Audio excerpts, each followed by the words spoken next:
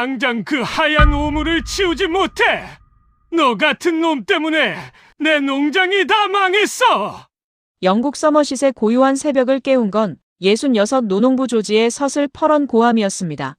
3대째 내려온 긍지 높은 라즈베리 농장. 하지만 지금 그곳은 쩍쩍 갈라진 논바닥처럼 죽어가고 있었죠. 그런데 이 절망적인 땅에 한국인 사위경인이 밤마다 우유를 쏟아붓기 시작한 겁니다.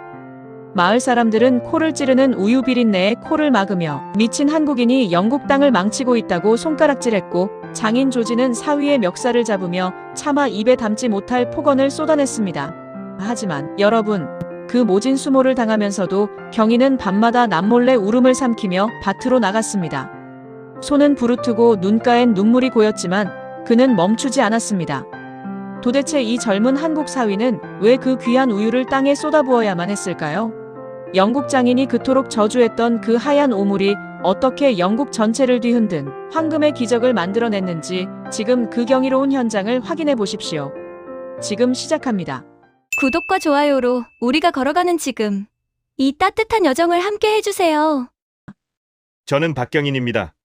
한국에서 농업연구소의 기획자로 일하며 흙과 함께 젊음을 보냈던 제가 머나먼 영국 서머싯의 이 작고 낡은 농장에서 장인어른의 모진 박대를 견디며 서 있게 될 줄은 꿈에도 몰랐습니다.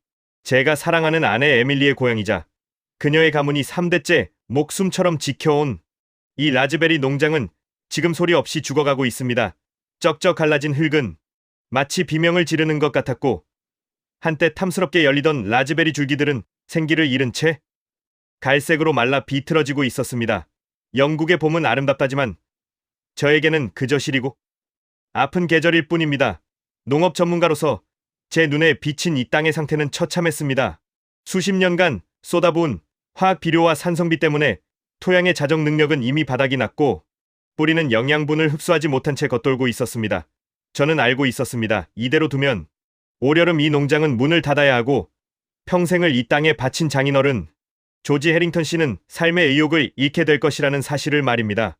그래서 저는 결심했습니다. 한국에서 배운 지에 우리 조상들이 땅을 살리기 위해 썼던 그 정직한 농법을 이곳 영국 땅에 이식해보기로 말입니다. 하지만 그 시작은 재앙에 가까운 갈등이었습니다. 자네 미쳤나? 지금 제정신이야? 장인어른의 목소리는 매서운 칼바람처럼 제 가슴을 후벼 팠습니다. 제가 유통기한이 임박한 우유 수십 통을 트럭에 싣고 농장 마당으로 들어섰을 때 장인어른은 들고 있던 삽을 바닥에 내팽개치며 달려나왔습니다. 영국 농부들에게 땅은 신성한 곳이고 그곳에 음식물을 버리는 행위는 있을 수 없는 신성모독과도 같았습니다. 특히나 비린내가 나는 우유를 밭에 쏟아붓겠다는 제 제안은 그들의 상식으로는 도저히 이해할 수 없는 관기 어린 행동이었을 겁니다. 장인어른, 이건 버리는 게 아닙니다. 이 땅의 산성도를 중화시키고 유익한 미생물을 깨우기 위한 최고의 영양제예요. 한국에서는 이미 검증된 닥쳐 한국인지 뭔지 그 조그만 나라에서 온 농법 따위는 필요 없어. 여긴 100년이 넘은 해링턴가의 농장이다. 어디서 감히 근본도 없는 하얀 오물을 내 귀한 땅에 뿌리겠다는 거야. 장인어른의 눈은 분노로 이글거렸습니다. 옆에서 지켜보던 아내 에밀리가 제 편을 들어보려 했지만 돌아온 건 너도 저 미친놈이랑 똑같아 라는 불호령뿐이었습니다. 마을 사람들의 시선은 더 차가웠습니다. 이웃 농장 주인 토마스는 울타리 너머로 대놓고 조롱 섞인 웃음을 흘렸습니다. 이봐 조지, 자네 사위가 농장을 라즈베리 밭이 아니라 치즈 공장으로 만들 작정인가 봐? 저 비린내를 어떻게 견디려고 그래? 마을 전체에 우유 썩는 냄새가 진동하면 경찰에 신고할 테니 그리 알아. 그들의 비아냥거림보다 저를 더 아프게 한 건 저를 바라보는 장인어른의 멸시 가득한 눈빛이었습니다. 그는 저를 가족이 아니라 멀쩡한 농장을 망치러 온 불청객으로 취급했습니다. 식탁에서도 대화는 끊겼고 제가 건네는 물잔조차 불결하다는 듯 밀쳐냈습니다. 한국에서 귀하게 자라 농업 전문가로 대접받던 제가 왜 여기서 이런 수모를 당해야 하나 싶어 가슴이 미어지는 밤이 계속되었습니다. 하지만 저는 포기할 수 없었습니다. 밤마다 잠든 에밀리의 얼굴을 보며 그리고 낮이면 밭 한가운데 앉아 한숨을 쉬는 장인어른의 굽은 등을 보며 저는 몰래 운동화를 신었습니다. 장인어른이 잠든 깊은 새벽, 저는 혼자 트럭을 몰고 나갔습니다. 인근 대형 마트에서 폐기 직전의 우유를 헐값에 받아왔습니다. 그리고 아무도 없는 어두운 밭으로 나갔습니다. 달빛 아래 비친 라즈베리 밭은 적막했습니다. 저는 커다란 살포기를 등에 지고 희석한 우유 액비를 밭 구석구석에 뿌리기 시작했습니다. 미안하다. 조금만 참아라. 곧 살려줄게. 저는 흙을 어루만지며 속삭였습니다. 우유가 흙 속으로 스며들 때마다 특유의 비릿한 냄새가 코끝을 찔렀지만 제 눈에서는 뜨거운 눈물이 뚝뚝 떨어졌습니다. 고국에 계신 부모님 생각, 나를 믿고 영국까지 따라와 고생하는 아내 생각, 그리고 무엇보다 나를 저주하는 장인어른의 독설이 머릿속을 맴돌며 가슴을 짓눌렀습니다. 밤 공기는 차가웠고 살포기의 무게는 어깨가 끊어질 듯 무거웠습니다. 하지만 저는 멈추지 않았습니다. 1리터. 2리터 하얀 액체가 어둠 속에서 하얗게 부서지며 땅으로 스며드는 모습은 마치 땅이 마시는 생명수 같았습니다. 저는 밤새도록 밭을 누볐습니다. 장인어른에게 들킬까봐 손전등조차 제대로 켜지 못한 채 오로지 감각에 의지의 비료를 뿌렸습니다. 새벽이 밝아오면 땀과 눈물로 범벅이 된 몸을 씻고 아무 일도 없었다는 듯 다시 차가운 장인어른의 눈초리를 견뎠습니다. 내 옷에서 이 고약한 냄새는 뭐야? 아직도 그 짓을 하고 다니는 건 아니겠지? 아침 식탁에서 장인어른이 제 옷깃을 붙들며 으르렁거렸습니다. 저는 그저 고개를 숙이고 묵묵히 빵을 씹었습니다. 속으로는 장인어른, 이 우유가 당신의 가업을 살릴 겁니다라고 수만 번을 외쳤지만 입 밖으로는 한마디도 나오지 않았습니다. 마을에는 이미 한국인 사위가 새벽마다 밭에 독을 뿌린다는 흉흉한 소문이 돌기 시작했습니다. 아이들은 제 트럭만 봐도 코를 막고 도망갔고 슈퍼마켓에 가면 노인들이 대놓고 제 뒷모습에 손가락질을 했습니다. 고립무원 그 누구도 저를 믿어주지 않는 이 거대한 영국 농장에서 저는 오직 흙 하나만을 믿고 홀로 싸우고 있었습니다. 손바닥은 부르트고 무릎은 시큰거렸지만 저는 매일 밤 다시 운동화끈을 묶었습니다. 제 진심이, 이 한국의 정성이 이 차가운 영국 땅을 녹일 수 있을까요? 아니, 저 완고한 장인어른의 마음을 단 1인치라도 움직일 수 있을까요? 저는 오늘도 눈물을 머금고 하얀 우유통을 듭니다. 이것은 단순한 액체가 아닙니다. 사위로서의 책임감, 그리고 한 명의 농부로서 죽어가는 생명을 외면할 수 없는 저의 마지막 자존심이었습니다. 그렇게 새벽마다 남몰래 밭을 적신 지 어느덧 한 달이 지났습니다. 제 몸에는 이제 씻어도 지워지지 않는 특유의 시큼하고 비릿한 우유 냄새가 뼛속까지 배어든 것 같았습니다. 하지만 정작 제 마음을 더 지독하게 핥히는 것은 몸에서 나는 냄새가 아니라 매일 아침 마주하는 장인어른 조지의 서슬퍼런 눈빛이었습니다. 그는 제가 새벽에 무슨 일을 하는지 눈치챈 모양이었습니다. 아니, 사실 모를 수가 없었겠지요. 밭 근처에만 가도 은은하게 풍겨오는 그 발효된 우유 향기가 장인어른에게는 농장을 더럽히는 악취로만 느껴졌을 테니까요. 이 고집불통 같은 녀석, 내 눈을 속일 수 있을 거라 생각했나? 당장 이 집에서 나가. 내 땅을 이따위 오물로 뒤덮다니 조상님들 뵐 면목이 없다. 어느 날 아침, 결국 조지는 제 트럭 뒤편에 숨겨둔 빈 우유통들을 발견하고는 광분했습니다. 그는 빈 통 하나를 집어던지며 제 가슴팍을 미쳤습니다. 60이 넘은 나이라고는 믿기지 않을 만큼 그의 손길은 거칠고 단단했습니다. 수십 년간 흙을 만져온 농부의 손이었지만 그 손이 오늘만큼은 저를 내쫓는 흉기가 되어 있었습니다. 저는 뒤로 비틀거리면서도 입을 굳게 다물었습니다. 무슨 말을 한들 이미 미친 동양인으로 낙인 찍힌 제 진심이 통할 리 없었기 때문입니다. 마을 사람들의 괴롭힘은 이제 대놓고 시작되었습니다. 이웃 농장주 토마스는 마을 자치위원회에 저를 신고했습니다. 조진의 사위가 정체불명의 액체를 땅에 뿌려 우리 마을 지하수를 오염시키고 있다는 근거 없는 소문이 신문 한 귀퉁이에 실리기도 했습니다. 경찰이 농장에 들이닥쳐 제가 뿌린 액체의 성분을 조사하는 수역까지 겪어야 했습니다. 경찰관이 이건 그냥 희석된 우유네요 라며 허탈하게 돌아갈 때도 토마스는 뒤에서 우유도 썩으면 독이다 라고 고함을 질러댔습니다. 그럴 때마다 저는 농장 한구석 낡은 창고에 들어가 홀로 눈물을 훔쳤습니다. 한국에 계신 어머니는 전화기 너머로 경이나 힘들면 언제든 돌아오너라. 왜 거기서 그런 대접을 받고 사니? 라며 목이 메어 말씀하셨습니다. 하지만 저는 돌아갈 수 없었습니다. 제가 여기서 도망치면 한국인의 농법은 그저 사기극으로 남을 것이고 제 아내 에밀리는 평생 남편 때문에 가문을 망쳤다는 죄책감에 살아야 할 테니까요. 저는 떨리는 손으로 낡은 노트를 펼쳤습니다.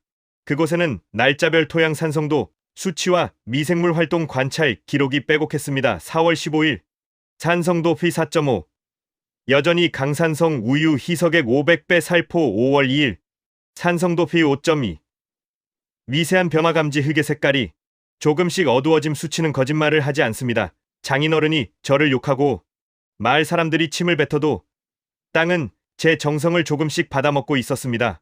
하지만 겉으로 보이는 변화는 너무나 더뎠습니다. 라즈베리 줄기들은 여전히 앙상했고 주변 농장들은 벌써 파릇파릇한 잎을 틔우고 있었으니까요.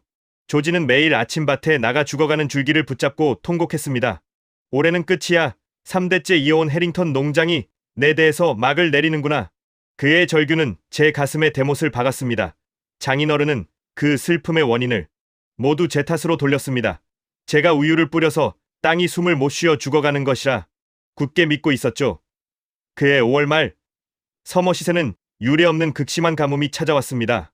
하늘은 야속할 정도로 푸르기만 했고 뜨거운 태양은 땅에 남은 마지막 습기까지 빨아들였습니다. 인근 농장들의 라즈베리 줄기가 갈색으로 타들어가기 시작했습니다. 화학 비료에 길들여진 땅들은 가뭄에 저항력이 없었습니다.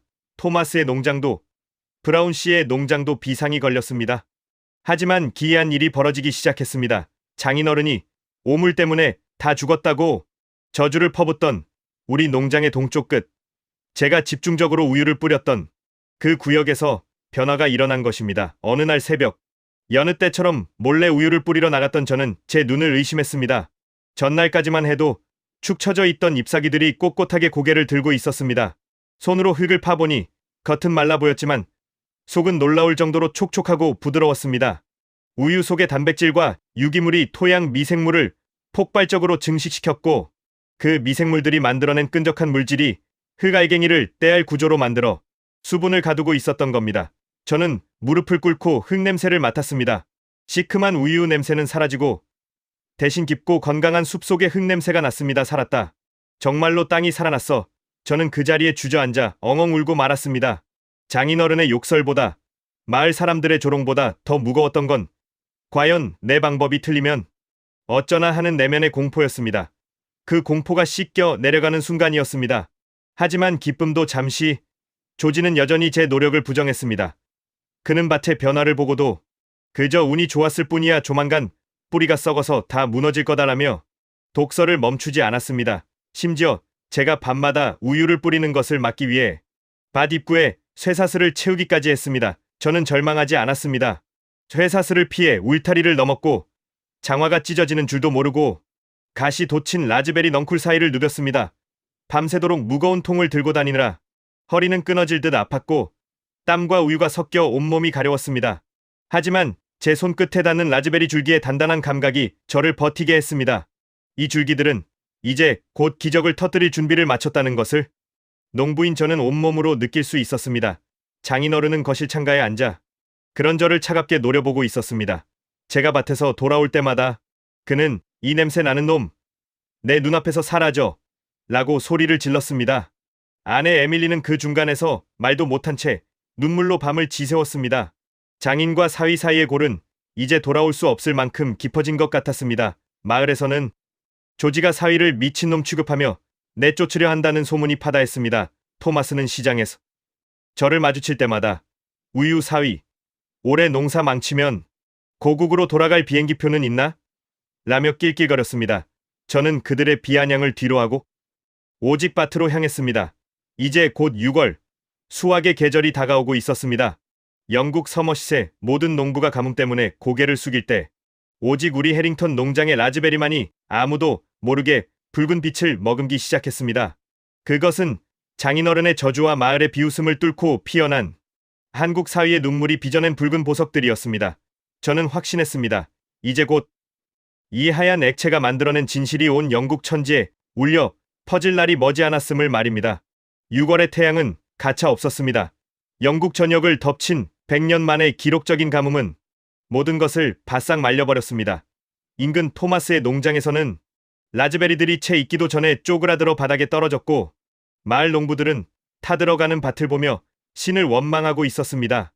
하지만 그 절망의 한복판에서 장인어른 조지가 저주받은 땅이라 부르며 침을 뱉던 우리 해링턴 농장은 기적 같은 광경을 연출하기 시작했습니다. 어느 날 아침, 여느 때처럼 사위를 쫓아내려 몽둥이를 들고 밭으로 나온 조지가 멈춰 섰습니다. 그의 손에 들린 몽둥이가 힘없이 바닥으로 떨어졌습니다.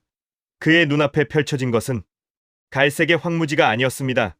눈이 시릴 정도로 짙고 푸른 초록의 물결, 그리고 그 사이사이에 보석처럼 박힌 거대하고 붉은 열매들이었습니다. 제가 밤마다 몰래 뿌린 그 하얀 우유가 흙 속의 미생물을 깨워 수분을 머금게 했고 식물의 면역력을 극한으로 끌어올린 결과였습니다. 이게 도대체 어떻게 된 일이냐? 조지는 비틀거리며 밭으로 걸어 들어갔습니다. 그는 떨리는 손으로 라즈베리 하나를 땄습니다.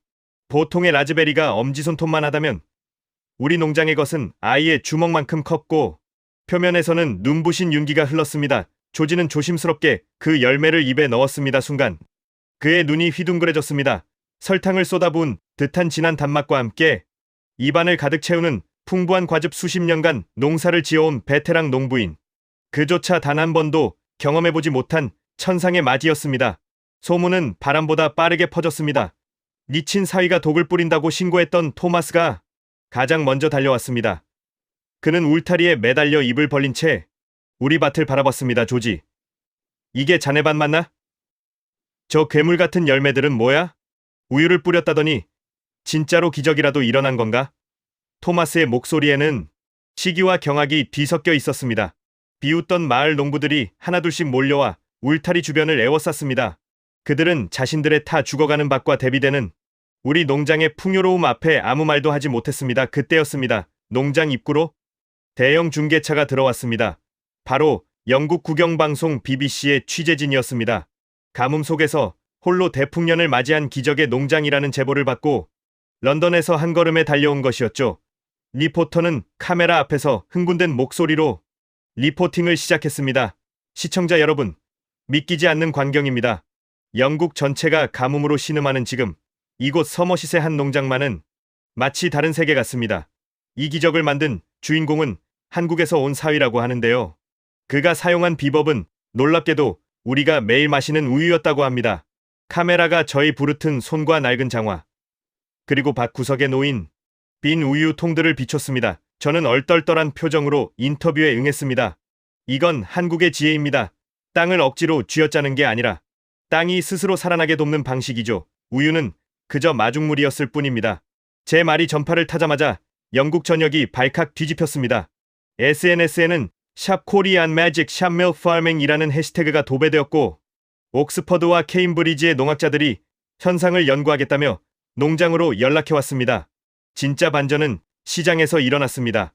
수확 첫날, 조지는 평소처럼 트럭에 라즈베리를 싣고 마을 시장으로 향했습니다. 사실 그는 걱정이 많았습니다. 마을 사람들이 우유 냄새난다고 안 사면 어떡하나 하는 불안함 때문이었죠. 하지만 시장 입구에 도착하자마자 조지는 경악했습니다. 농장 입구부터 시장 끝까지 수백 명의 사람들이 줄을 서서 기다리고 있었던 겁니다. 해링턴 씨, 그 한국 사위가 키운 우유 라즈베리 좀 살 수 있을까요? 10배 가격을 줘도 좋습니다. 우리 아이가 우유 알레르기가 있는데 이 라즈베리는 꼭 먹여보고 싶어요. 한국 농법이라니 정말 믿음이 가네요. 런던의 고급 레스토랑 셰프들부터 멀리 스코틀랜드에서 차를 몰고 온 사람들까지 시장은 그야말로 인산이네였습니다. 조지가 라즈베리 상자를 내리기도 전에 예약금 뭉치가 시장 가판대에 쌓였습니다. 수확량은 예년보다 300% 이상 폭증했는데 그 많은 물량이 단 1시간 만에 완판되었습니다. 조지는 평생 농사를 지으며 이렇게 많은 돈을 만져본 적도, 이렇게 뜨거운 박수를 받아본 적도 없었습니다. 그날 오후 텅 빈 트럭을 몰고 돌아온 조지의 손에는 두툼한 현금 뭉치가 아니라 지역 신문 한 장이 들려 있었습니다.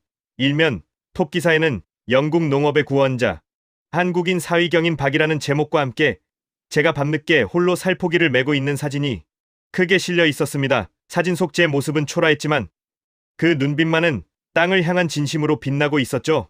마을 식료품점 주인 헨리와 저를 비난하던 토마스가 농장으로 찾아왔습니다. 그들은 모자를 손에 쥔 채 조지 앞에 서서 머뭇거렸습니다. 조지, 우리가 정말 큰 실수를 했네. 자네 사위를 미친놈이라고 욕하고 신고까지 했던 거. 진심으로 사과하네. 혹시 그 우유 농법 말일세 우리한테도 좀 알려줄 수 없겠나? 우리 밭은 이제 다 죽어가네. 제발 좀 살려주게. 조지는 한참 동안 그들을 내려다봤습니다. 예전 같으면 고함을 치며 쫓아냈을 테지만 그는 천천히 고개를 돌려 창고에서 기계를 정비하던 저를 바라봤습니다. 그의 눈빛이 흔들리고 있었습니다. 그것은 승리자의 오만함이 아니라 지난 한 달간 사위에게 쏟아부었던 자신의 독설에 대한 부끄러움과 미안함이 뒤섞인 눈빛이었습니다.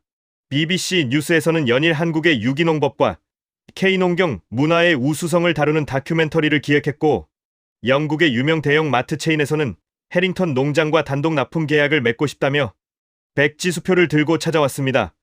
폐농 위기에 처해 대기업의 땅을 팔아야 하나 고민하던 농장은 이제 영국에서 가장 가치가 높은 금싸라기 땅이 되었습니다. 저는 그 난리 속에서도 묵묵히 다음 작업을 준비했습니다. 한국에서 가져온 종자들과 배양액을 점검하며 말이죠. 이건 시작일 뿐입니다. 저는 속으로 다짐했습니다. 한국인의 끈기와 정성이 이곳 영국 땅에 얼마나 깊게 뿌리내릴 수 있는지, 저를 무시했던 그들의 편견을 기술과 실력으로 어떻게 무너뜨릴 수 있는지 똑똑히 보여줄 차례였습니다. 석양이 농장을 붉게 물들일 때 조지가 조심스럽게 제 곁으로 다가왔습니다. 그는 아무 말 없이 제 어깨에 손을 얹었습니다. 수십 년간 흙바닥을 읽고 온 그 투박한 손이 처음으로 제 어깨를 따뜻하게 감싸 안았습니다. 산막의 막이 내리는 순간 해링턴 농장에는 우유 비린내가 아닌 승리와 화해의 향긋한 라즈베리 내음이 진동하고 있었습니다. 시장이 파하고 난 뒤 농장에는 기분 좋은 정막이 찾아왔습니다. BBC 카메라가 철수하고 축하해주러 온 마을 사람들도 모두 돌아갔지만 조지는 여전히 멍하니 거실 식탁에 앉아 있었습니다. 그의 앞에는 오늘 하루 동안 벌어들인 수익이 담긴 두툼한 봉투와 제가 밤낮으로 기록해온 낡은 영농 일지가 놓여 있었습니다. 조지는 그 투박한 손으로 제 일지를 한 장 한 장 넘기기 시작했습니다. 그 안에는 제가 장인어른께 모진 욕설을 듣고 방에 들어와 남몰래 눈물을 훔치며 적어 내려간 간절한 기록들이 담겨 있었습니다. 5월 12일 장인어른이 우유통을 집어 던지셨다. 가슴이 너무 아프지만 땅은 거짓말을 하지 않는다. 장인어른의 관절이 더 나빠지기 전에 이 농장을 반드시 정상으로 돌려놓아야 한다. 한국의 아버지가 가르쳐 주셨던 것처럼 진심은 흙을 통해 전달될 것이다. 조지의 눈이 일지의 한 구절에서 멈췄습니다. 그는 안경을 벗고 눈시울을 붉히더니 한동안 창밖의 라즈베리 밭을 바라봤습니다.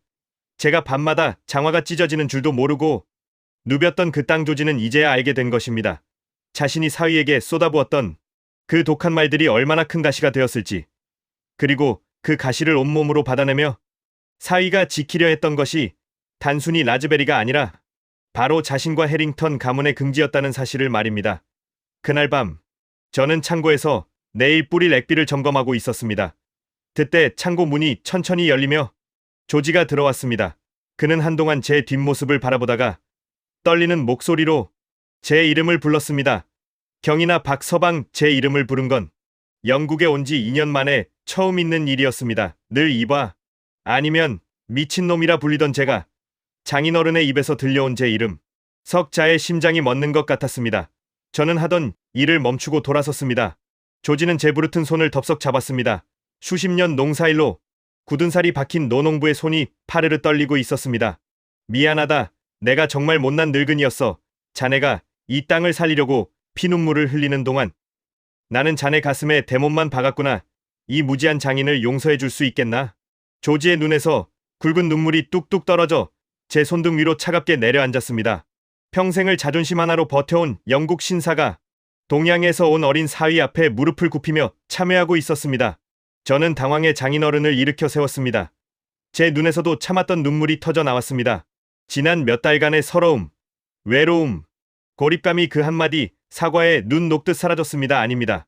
아버님이 이 땅을 사랑하시는 마음을 알기에 저도 버틸 수 있었습니다. 땅이 살아나서 정말 다행입니다. 두 남자는 창고 한복판에서 서로를 끌어안고 한참을 울었습니다. 그것은 승리의 눈물이었고 진정한 가족이 되는 화해의 눈물이었습니다. 그 광경을 뒤에서 지켜보던 아내 에밀리도 소리 없이 눈물을 닦으며 미소 지었습니다. 다음 날부터 해링턴 농장에는 놀라운 변화가 일어났습니다. 조지는 이제 제 가장 든든한 조력자가 되었습니다. 그는 마을 사람들에게 우리 한국 사위가 세상에서 제일 가는 농업 천재라며 자랑하고 다녔습니다. 저를 우유 사위라고 비웃던 토마스는 이제 매일 아침 우리 농장 마당을 쓸어주며 한국 농법을 한 수만 가르쳐달라고 아부를 떨었습니다. 저는 거만해지지 않았습니다. 오히려 토마스를 비롯한 마을 농부들을 모두 불러 모아 한국식 상생 농법 강연을 열었습니다. 농사는 경쟁이 아닙니다. 땅이 살아야 우리 모두가 삽니다. 제가 쓴 건 우유지만 사실 그 본질은 땅을 향한 정성과 존중입니다.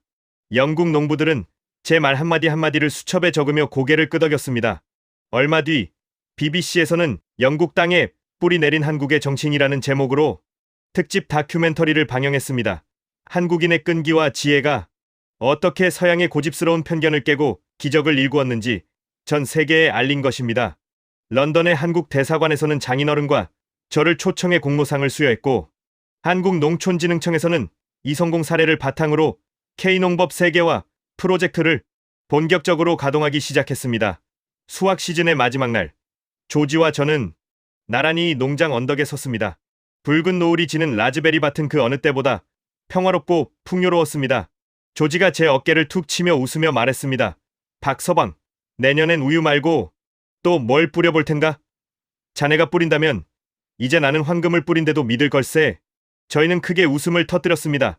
서머싯의 차가운 바람은 이제 더 이상 시리지 않았습니다. 그 바람 속에는 달콤한 라즈베리 향기와 함께 국경을 넘어 하나가 된 가족의 따뜻한 온기가 실려 있었습니다.